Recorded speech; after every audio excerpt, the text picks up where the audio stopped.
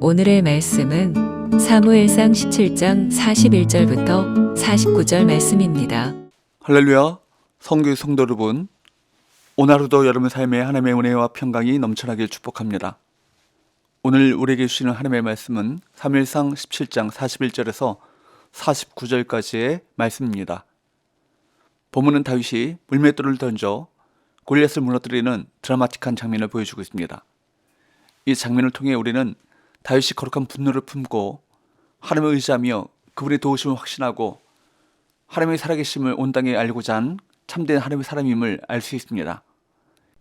이 다윗과 골리앗의 싸움은 영적 전쟁을 치러나가는 오늘날의 성도들에게도 동일하게 적용되어야 하는 말씀인 것입니다. 다윗은 일상의 복장과 물맷돌을 가지고 나아갔고 골리앗은 방패를 든 사람을 앞세우고 나왔습니다. 41절, 브레셋 사람이 방패 든 사람을 앞세우고 다윗에게로 점점 가까이 나아가니라. 골리앗은 완전 무장을 하고 나온 것입니다. 메모로 싸워도 당할 자가 없을 만한데 용서로서 완전 무장을 하고 피성을 다지고 나온 것입니다. 이처럼 영적인 전쟁에서 우리가 싸워야 할 대적은 결코 만만한 상대가 아니며 우리 연약함과 사정을 봐주지 않습니다. 오히려 우리의 약점을 노리며 호시탐탐 집어삼키려 합니다. 골리앗은 3m의 장신이었습니다. 철 갑옷을 입고 방패 든 자를 앞세우고 나왔습니다. 드디어 다윗이 나왔습니다. 그런데 골리앗이 보기에 어이가 없었습니다.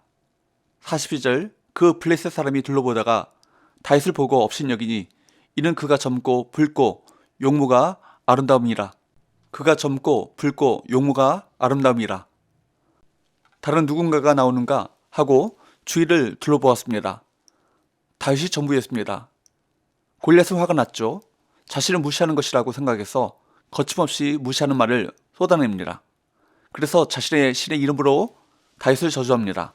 43절 44절, 블레셋 사람이 다윗에게 이르되 내가 나를 개로 여기고 막대기를 가지고 내게 나왔느냐 하고 그의 신들의 이름으로 다윗을 저주하고 그 블레셋 사람이 또 다윗에게 이르되 내게로 오라.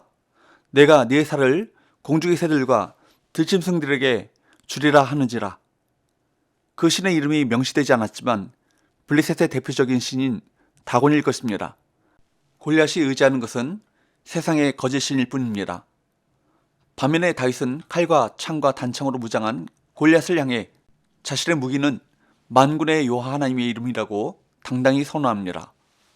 45절, 다윗이 블레셋 사람에게 이르되 너는 칼과 창과 단창으로 내게 나오거니와 나는 만군의 여호와의 이름 곧 내가 모욕하는 이스라엘 군대의 하나님의 이름으로 내게 나아가노라. 골리앗은 중무장한 군인이었습니다.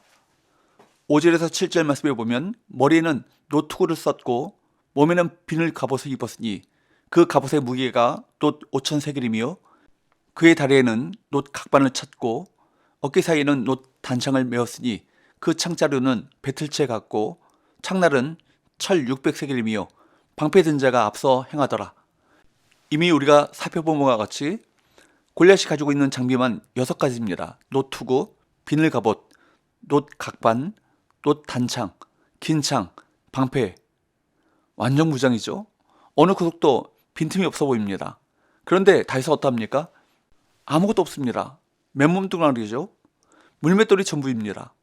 그런데도 다윗이 고백하는 말은 무엇입니까? 너는 칼과 창과 단창으로 내게 나아오니와 나는 만군의 여호와의 이름 곧 내가 모욕하는 이스라엘 군대의 하나님의 이름으로 내게 나아가노라. 다윗이 쓰는 단어들을 잘 보십시오. 주의 종, 살아계시는 하나님의 군대, 또 오늘 본문의 말씀에 보면 만군의 여호와의 이름, 이스라엘 군대의 하나님의 이름. 골리앗은 어려서부터 용사였고 지금 강력한 무기로 무장하고 있지만 정작 그가 의지하는 신은 세상의 거짓 신이었습니다. 반면에 다윗이 의지하는 것은 칼과 창과 방패도 아닙니다.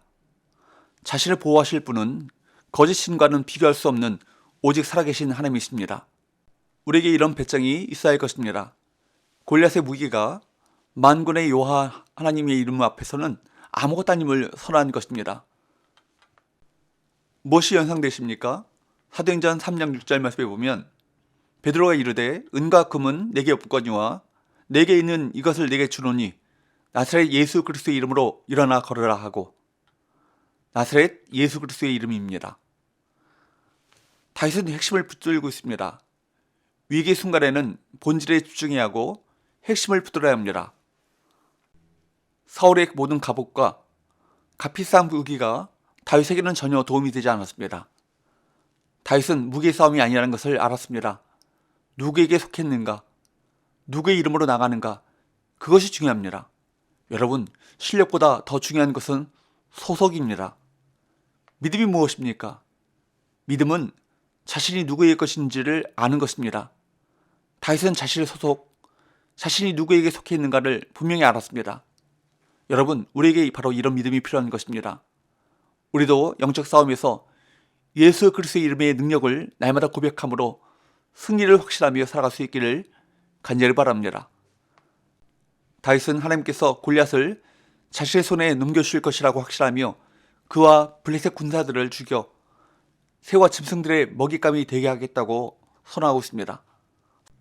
46절, 오늘 여호와께서 너를 내 손에 넘기시리니 내가 너를 쳐서 내 목을 베고 블레셋 군대의 시체를 오늘 공중의 새와 땅의 들짐승에게 주어 온 땅으로 이스라엘의 하나님이 계신 줄을 알게 하겠고, 골리앗이 자신에게 했던 저주를 확장시켜서 블레셋 군대 전체를 포함시킵니다.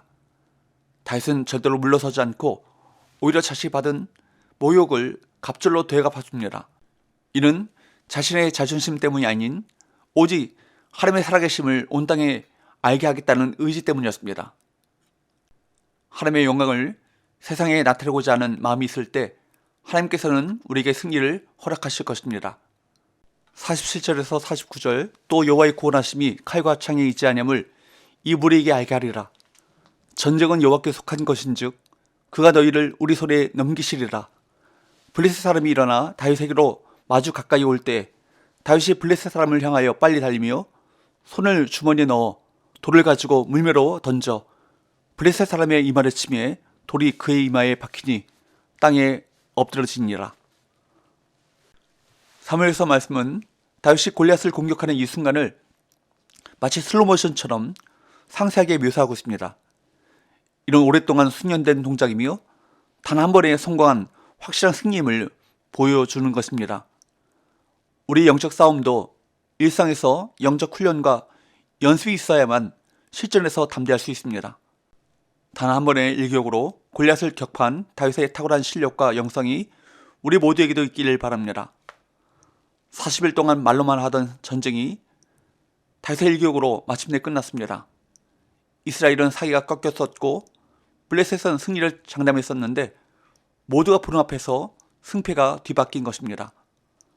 골리앗을 상대로 오직 하나님의 이름의 능력을 믿고 나아갔던 다윗처럼 우리도 예수 그리스도의 이름의 능력을 힘입어 날마다 영적 싸움에서 승리할 수 있기를 축복합니다. 기도합시다. 하나님 아버지, 오늘 우리에게 다윗과 같은 믿음을 주옵소서.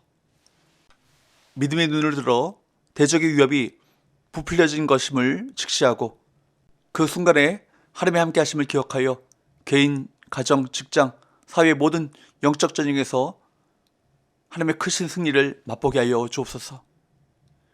예수의 거룩히 이름으로 기도합나이다. 아멘.